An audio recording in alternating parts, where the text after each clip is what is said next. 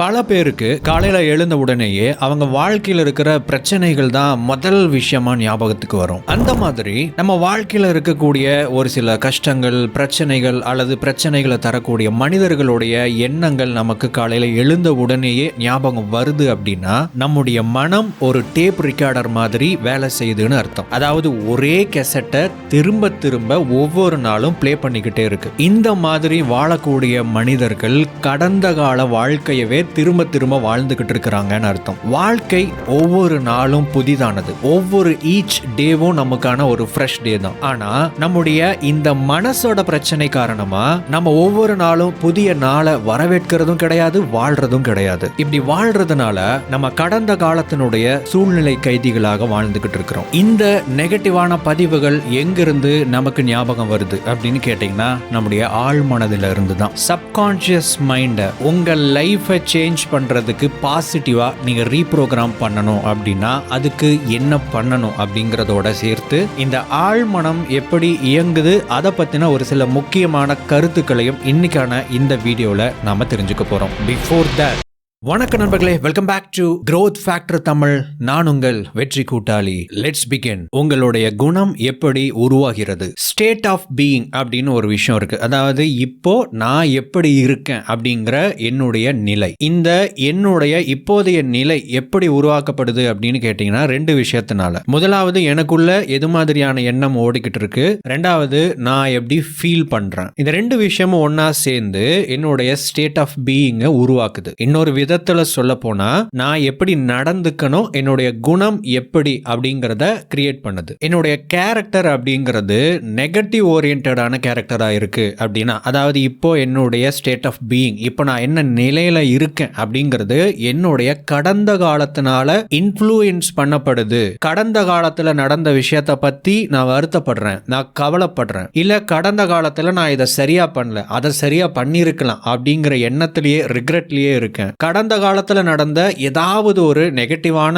சம்பவம், ஒரு சூழல் காரணமாக அது சார்ந்த எண்ணங்களே எனக்கு திரும்ப திரும்ப ஒவ்வொரு நாளும் வந்துகிட்டே இருக்கு. அது எனக்குள்ள நெகட்டிவான விஷயத்தை ட்ரிகர் பண்ணுது. நான் நெகட்டிவா ஃபீல் பண்ண ஆரம்பிக்கிறேன். பிரசன்ஸ்ல இல்லாம இருக்கிறது, கவலை, வருத்தம், துக்கம், ரிக்ரெட், இது மாதிரியான விஷயங்கள் எனக்குள்ள நடந்துகிட்டே இருக்கு அப்படின்னா என்னுடைய கடந்த காலத்தை தான் திரும்பவும் என்னுடைய எதிர்காலத்துல உருவாக்க போறேன் அப்படின்னு அர்த்தம். உதாரணத்துக்கு சொல்லணும்னா, நேற்றுக்கு ஏதாவது ஒரு மோசமான ஒரு சம்பவம் உங்களுக்கு நடந்திருக்கலாம். அது உங்களை பயங்கரமா கோபப்படுத்திருச்சு. அடுத்த நாள் காலையில எழுந்திருக்கும் போது நீங்க கோபப்படுறீங்க. அந்த நாள் முழுவதும் அந்த கோபத்தை ஏதாவது ஒரு இடத்துல நீங்க கொட்டிக்கிட்டே இருப்பீங்க. மக்கள் என்ன நினைப்பாங்க?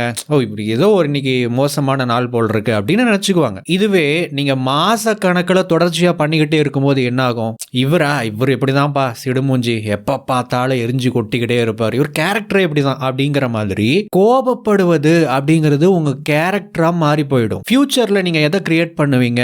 அகைன் another bad டேவை கிரியேட் பண்ணுவீங்க. முன்னாடி நடந்த அந்த மோசமான நாளையே திரும்ப திரும்ப நீங்க உருவாக்கிக்கிட்டே இருப்பீங்க. அதே வாழ்க்கைய நீங்க எதிர்காலத்துல கிரியேட் பண்ணிக்கிட்டே இருப்பீங்க. பட் உண்மையாவே அதை நீங்க பிடிச்சுதான் பண்றீங்களா அப்படின்னா இல்ல, அது உங்களுக்கு பிடிக்கல, அதை நீங்க வெறுக்கிறீங்க. அது உங்களை கோபப்படுத்தி இருக்கு, இல்ல கஷ்டப்படுத்தி இருக்கு. இந்த கோபம் அல்லது எந்த ஒரு நெகட்டிவான விஷயமா இருந்தாலும் நீங்க ஒவ்வொரு நாளும் அதை நீங்க உருவாக்கிக்கிட்டே இருக்கும்போது, அதாவது அதோட மனசுல வச்சுக்கிட்டே இருக்கும்போது உங்களுக்கு பிடிக்காத அந்த மோசமான வாழ்க்கை சூழலை, வாழ்க்கைய நீங்க உருவாக்கிக்கிட்டே இருப்பீங்க. ஆழ்மனம் எப்படி உங்களை ஆட்டுவிக்கிறது? உங்களுடைய ஒவ்வொரு நாளையும் நீங்க உங்களுடைய ஆழ்மனதுல இருக்கிற ப்ரோக்ராம் படி தான் நடந்துக்கிறீங்க அப்படின்னு சொன்னா உங்களால நம்ப முடியுமா? இது ஒரு கம்ப்யூட்டர் ப்ரோக்ராம் மாதிரி. உங்க போன்ல ஏதாச்சும் ஒரு ஆப் இருக்குன்னு வச்சுக்கோங்க. அந்த ஆப்பை நீங்க ஒவ்வொரு முறையும் ஓபன் பண்ணும்போது என்னென்ன விஷயம் நடக்கணும் அப்படின்னு ப்ரோக்ராம் பண்ணப்பட்டிருக்கோ அந்த விஷயம் கரெக்டா நடந்துட்டே இருக்கும். உங்களோட லைஃப் நீங்க பாத்தீங்கன்னாலும் இதே மாதிரி தான் இருக்கும். உங்க லைஃப்ல நிறைய பேட்டர்ன்ஸ் நீங்க பார்க்கலாம். உதாரணத்துக்கு,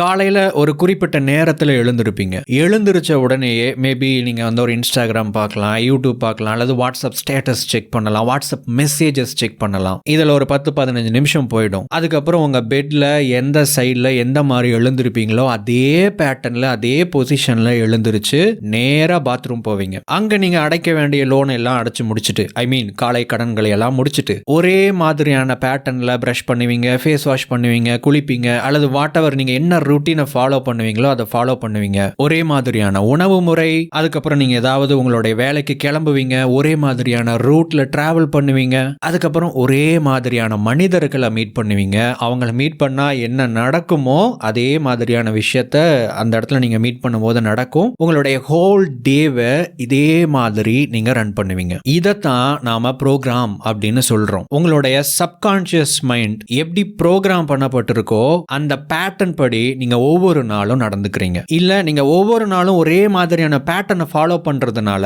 உங்க ஆழ் மனதுல அந்த ப்ரோக்ராமை நீங்க உருவாக்குறீங்க. இந்த ரெண்டு விஷயத்துல ஏதாவது ஒண்ணு நடந்திருக்கும். நம்ம வாழ்க்கையோட 95% பாத்தீங்க அப்படின்னா நம்மளுடைய சப்கான்ஷியஸ் மைண்டோட ப்ரோக்ராமால உருவாக்கப்பட்டது தான். அண்ட் மிச்சம் இருக்கிற 5% என்ன தெரியுமா? நம்முடைய கான்ஷியஸ் திங்கிங். அதாவது நம்முடைய எண்ணத்தின் மூலமா நாம நல்லா இருக்கணும், லைஃப்ல ஏதாவது அச்சீவ் பண்ணணும், நான் ஒரு பிசினஸ் ஸ்டார்ட் பண்ணணும், நான் இந்த மாதிரி ஒரு லைஃபை லீட் பண்ணணும்னு சொல்லிட்டு நமக்குள்ள வரக்கூடிய அந்த கோல்ஸ் அல்லது இந்த தாட்ஸ், நம்ம நல்லா இருக்கணும்னு நினைக்கிற அந்த எண்ணங்கள், இது வெறும் 5% அந்த தாட்டோட இன்ஃப்ளூயன்ஸ் தான். 95% எங்க இருக்கு, 5% எங்க இருக்கு. சில நேரம் நம்ம இந்த ஆழமான சிந்தனையில மூழ்கி இருப்போம். நம்ம நல்லா இருக்கணும், இல்ல லைஃபை சேஞ்ச் பண்ணணும், அல்லது இதை அச்சீவ் பண்ணணும், இந்த மாதிரி ஒரு கோலை அடையணும் அப்படின்னு சொல்லிட்டு பெரும்பாலும் ஏன் நம்மால அந்த நாம நினைக்கிற மாற்றத்தை உருவாக்க முடியல அப்படின்னு கேட்டீங்கன்னா இது ஜஸ்ட் 5% இன்ஃப்ளூயன்ஸ் தான். அதுவும் நம்முடைய கான்ஷியஸ் திங்கிங்.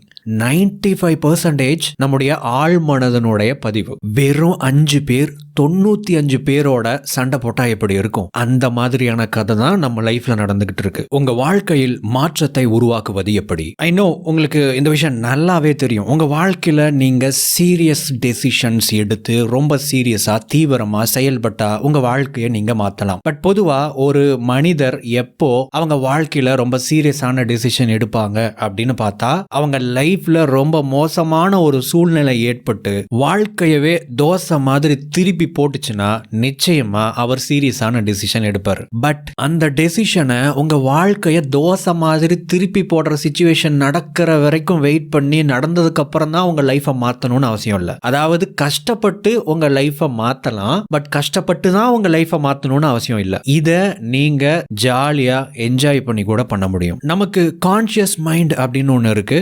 சப்கான்ஷியஸ் மைண்ட் அப்படின்னு ஒண்ணு இருக்கு. இந்த ரெண்டுக்கும் நடுவுல அனலிட்டிக்கல் மைண்ட் அப்படின்னு ஒண்ணு இருக்கு. இந்த சப்கான்ஷியஸ் மைண்டுங்கிறது கம்ப்ளீட்டா ப்ரோக்ராம். அதாவது நீங்க எப்படி நடந்துக்கணும், உங்களுடைய ஹேபிட்ஸ், உங்களுடைய பிஹேவியர், இதெல்லாம் அந்த சப்கான்ஷியஸ் மைண்ட்ல கண்ட்ரோல் பண்ணப்படுது. உங்களுடைய கான்ஷியஸ் மைண்ட்ல நீங்க திங்க் பண்றீங்க. நம்ம கேஸ்ல நீங்க நல்லா இருக்கணும் அப்படின்னு சொல்லி நினைக்கிறதோ அல்லது கோல் செட் பண்றதோ இது எல்லாமே. பட் ஆக்சுவலா என்ன நடக்குது, நமக்குள்ள என்ன நடக்குது, நம்ம என்ன தப்பு பண்றோம், நம்ம எதை சரியா பண்றோம், என்ன பண்ணணும், நம்மை அறியாம நாம இந்த விஷயத்த பண்ணிக்கிட்டு இருக்கிறோம். அதை பண்ணி முடிச்சதுக்கு அப்புறம் தான் நமக்கு டைம் போனதே தெரியல, டைமை வேஸ்ட் பண்ணிட்டோம் அப்படிங்கிறதையே நம்ம ரியலைஸ் பண்றோம். நீங்க அந்த டைமை வேஸ்ட் பண்ணக்கூடிய அந்த செயலை செய்யும் போதே டைமை வேஸ்ட் பண்ணக்கூடிய செயலை செய்யறோம் அப்படின்னு நம்ம மைண்ட் நம்மளை பார்த்து சொல்லி நமக்கு ஒரு வார்னிங் கொடுத்துச்சுன்னா எப்படி இருக்கும்? அதுதான் அனலிட்டிக்கல் மைண்ட். உங்க லைஃப்ல ஒரு மாற்றத்தை ஏற்படுத்த விடாம ப்ரோக்ராம்லயே நீங்க ரன் ஆயிட்டு இருக்கிறீங்க.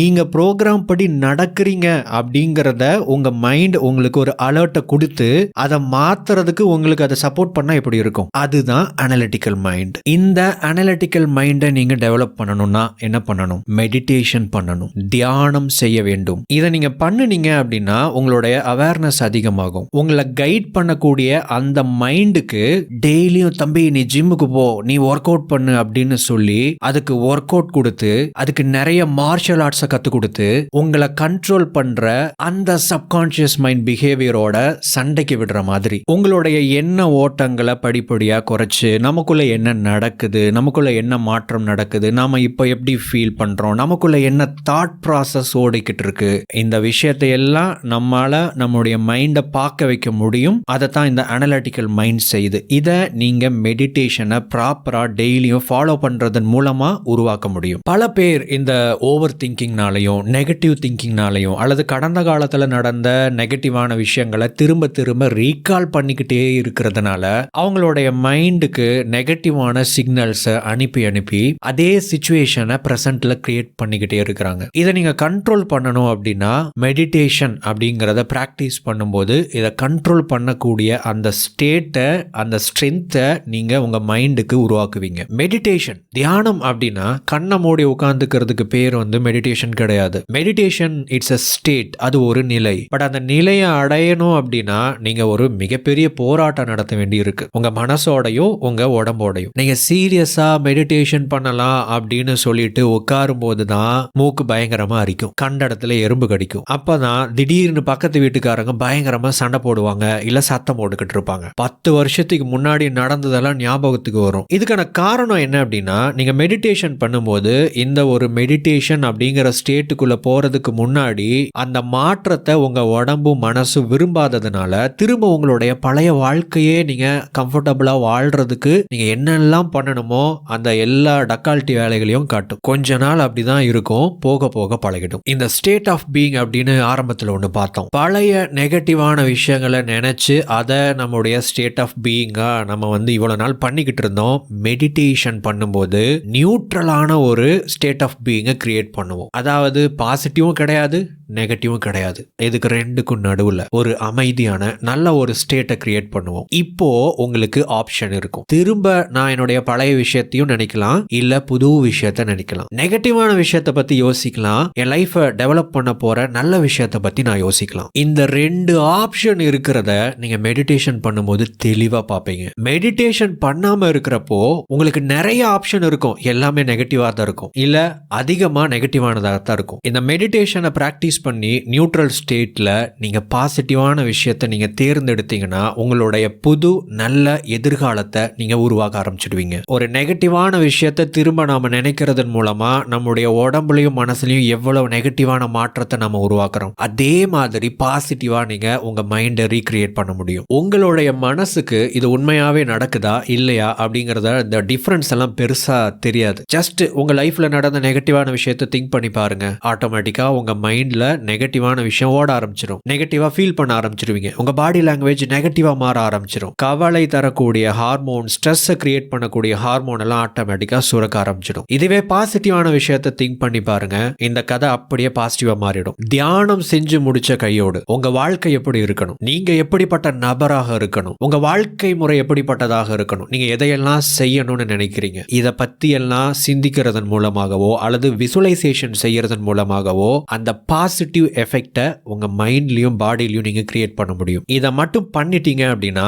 உங்க மைண்ட் கடந்த காலத்தை திரும்ப திரும்ப பிளே பண்ற டேப் ரெக்கார்டர் மாதிரி இருக்காது, புதிய எதிர்காலத்தை உருவாக்குற ஒரு புத்தம் புது நோட்டு மாதிரி மாறிடும். நீங்க அதுல என்ன வேணா எழுதிக்கலாம், நீங்க எழுதுறதெல்லாம் உங்க வாழ்க்கையா மாறும், உங்க வாழ்க்கை முறையா மாறும். வெறும் பாசிட்டிவா நினைச்சிட்டு இருக்கிறது மட்டும் போதாது, ஆக்சுவலா நீங்க ஃபீல் பண்ணணும். நீங்கள் யாராக இருக்கிறீர்களோ அதையே ஈர்க்கிறீர்கள். உங்க லைஃப்ல நீங்க விரும்பின விஷயத்தை எல்லாம் அடைஞ்சிட்டா சந்தோஷமா இருப்பீங்க, வாழ்க்கையை என்ஜாய் பண்ணுவீங்க. ஆனா சந்தோஷமா இருக்கிறதுக்கும் வாழ்க்கையை என்ஜாய் பண்றதுக்கும் உங்களுக்கு தேவைப்படுற விரும்புற விஷயத்தை எல்லாம் அடைஞ்சாதான் அப்படி இருக்கணும்னு அவசியம் இல்லை. நீங்க அந்த மாதிரி இருந்தா நீங்க விரும்புற விஷயத்தெல்லாம் அடைஞ்சிருவீங்க. You don't attract what you want, you attract what you are. நீங்க எப்படிப்பட்ட மனிதராக வாழ்றீங்களோ அந்த விஷயத்தை எல்லாம் உங்க வாழ்க்கையில நீங்க அட்ராக்ட் பண்ணிக்கிட்டே இருப்பீங்க, அதையெல்லாம் நீங்க தேடிக்கிட்டே இருப்பீங்க, அதையெல்லாம் உங்களை தேடிக்கிட்டே இருக்கும், அதையெல்லாம் நீங்க செஞ்சுக்கிட்டே இருப்பீங்க, அதெல்லாம் உங்களுக்கு வந்துகிட்டே இருக்கும். இன்னொரு விதத்துல சொல்லணும்னா, நீங்க எப்படிப்பட்ட நபராக வாழ்றீங்களோ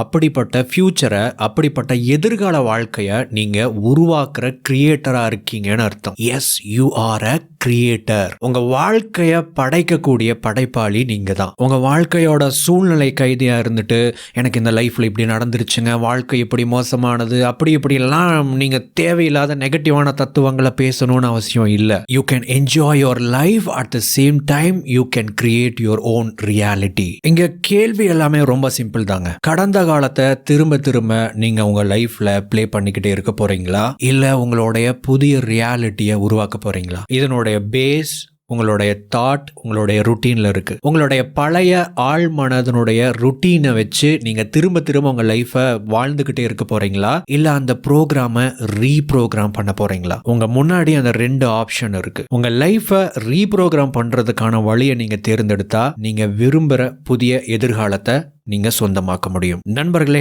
ஐ ஹோப் இந்த வீடியோ பதிவு உங்களுக்கு ஏதோ ஒரு விதத்தில் வேல்யூ ஆட் பண்ணியிருக்கோம் அப்படின்னு நான் நம்புகிறேன். நம்முடைய growth factor தமிழ் சேனலுக்கு நீங்கள் புதியவராக இருக்கீங்க அப்படின்னா ப்ளீஸ் சப்ஸ்கிரைப் பண்ணுங்க. தொடர்ச்சியாக நம்ம சேனலில் வரக்கூடிய எல்லா வீடியோஸையும் பாருங்க. நிச்சயமா உங்கள் லைஃப்பை மாற்றுறதுக்கான கருத்துக்களை தொடர்ச்சியாக இந்த சேனலில் நாங்கள் கொடுக்க இருக்கிறோம்.